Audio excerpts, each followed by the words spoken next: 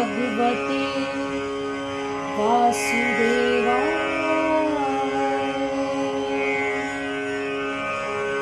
ओम नमो भगवते वासुदेवाय।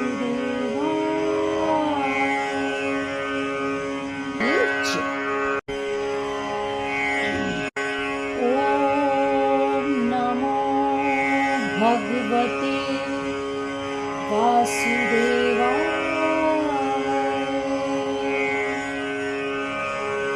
ओम नमो भगवते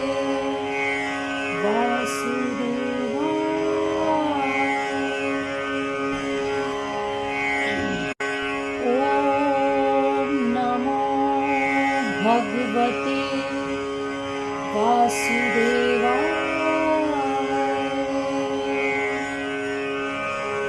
ओम नमो भगवते वासुदेवाय।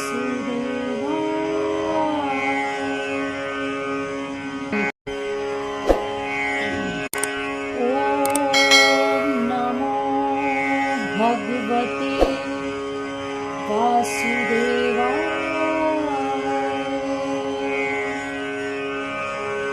ओम नमो भगवते वासुदेवाय।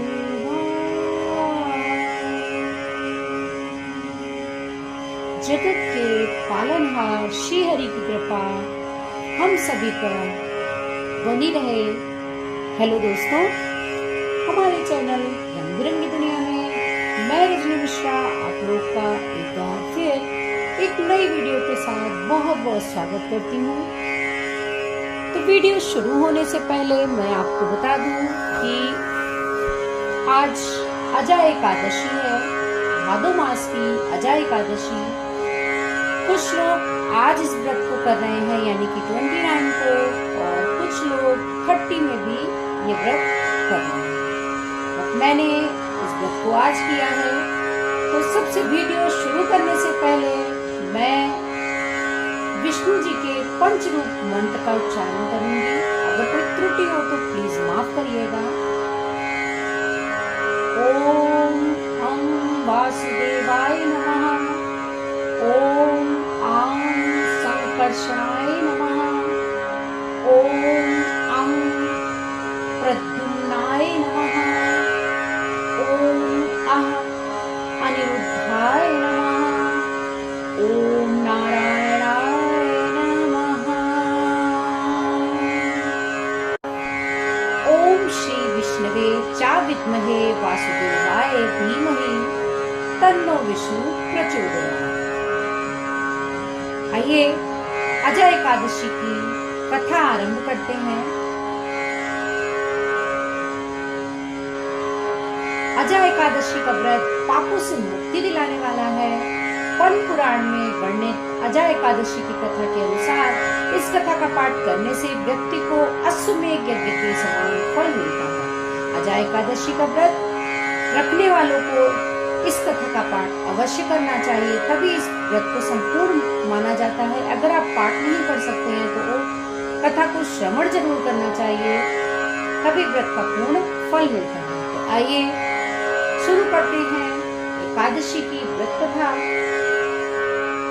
युधिष्ठिर ने पूछा, जनार्दन, अब मैं ये सुनना चाहता हूँ कि भाद्रपद मास के कृष्ण पक्ष में कौन सी एकादशी है, कृपया बताइए। भगवान श्री कृष्ण जी बोले, राजन, एक चित होकर सुनो। भाद्रपद मास के कृष्ण पक्ष की एकादशी अजा एकादशी के नाम से जानी जाती है। यह सब पापों को नाश करने वाली बताई गई है। जो भगवान ऋषिकेश का पूजन करके इसका व्रत करता है, इसके सारे पाप नष्ट हो जाते हैं। पूर्व काल में हरिश्चंद्र नामक एक विख्यात चक्रवर्ती राजा हुए, जो समस्त भूमंडल के स्वामी और सत्य प्रतिज्ञ थे। एक समय श्री कर्म का फल भोग प्राप्त करने पर उन्हें राज्य से भ्रष्ट होना पड़ा। राजा ने अपनी पत्नी और पुत्र को बेचा, फिर अपने को भी बेच दिया। पुण्यात्मा होते हुए भी उन्हें चांडाल की सही करो। वे मुंदाता कफन लिया करते थे। इतने पर भी हरिश्चंद्र सत्य से विचलित नहीं हुए। इस प्रकार चांडाल की दास्ता करते उनके अनेक वर्ष बीत गए। इससे राजा को बड़ी चिंता हुई। उस चिंता करते करते वे शोक में डूब गए। राजा को आतुर जानकर कोई मुनि उनके पास आए। वे महर्षि गौतम थे। शेष ब्राह्मण को आया देख उन्होंने उन्हें प्रणाम किया और दोनों हाथ जोड़कर गौतम के सामने खड़े होकर अपना सारा दुख सुनाया। राजा की बात सुनकर गौतम ने कहा, राजन, भादों के कृष्ण पक्ष के अत्यंत कल्याण में अष्टमी आ रही है, जो पुण्य प्रदान करने वाली है। इसका व्रत करो, इससे पाप का अंत होगा। तुम्हारे भाग्य से आज से 7वें दिन एकादशी है। उस दिन उपवास करके रात्रि में जागरण करना, सारे पाप नष्ट हो जाएंगे।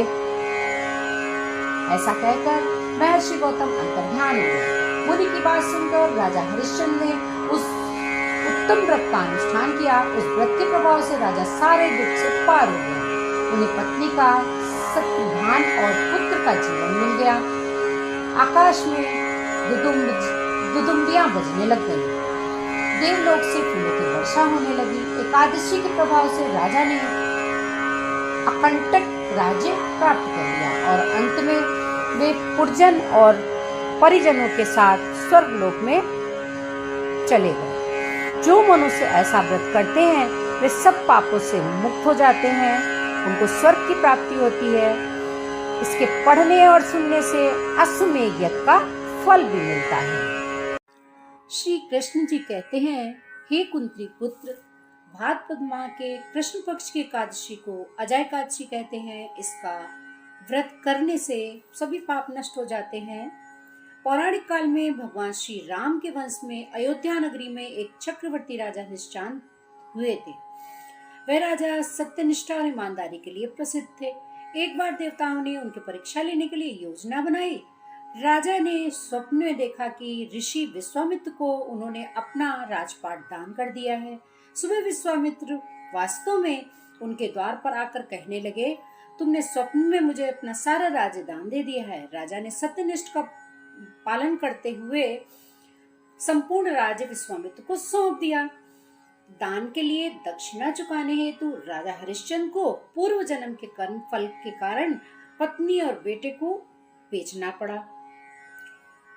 और वह स्वयं भी एक चंडाल बन गए। राजा हरिश्चंद्र की दुख भरी कहानी सुनकर महर्षि गौतम भी अत्यंत दुखी हुए और उन्होंने अजय एकादशी का व्रत करने के लिए कहा।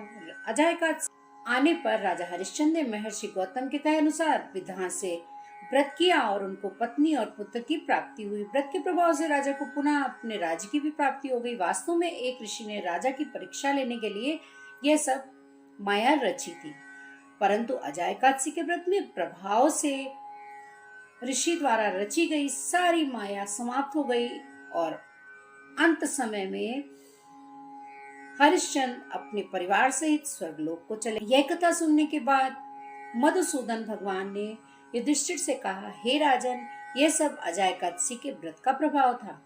जो मनुष्य इस उपवास को विधान पूर्वक करते हैं और रात्रि जागरण करते हैं, उनके सभी पाप नष्ट हो जाते हैं और अंत में स्वर्ग को प्राप्त कर लेते हैं। इस एकादशी व्रत की कथा के श्रवण मात्र से ही अश्वमेध यज्ञ की प्राप्ति होती है। जय श्री ओम नमो भगवते वासुदेवाय। ओम नमो भगवते वासुदेवाय नमः का सारे दिन जाप करें। भगवान आपकी सारी मनोकामना पूर्ण करेंगे। हरि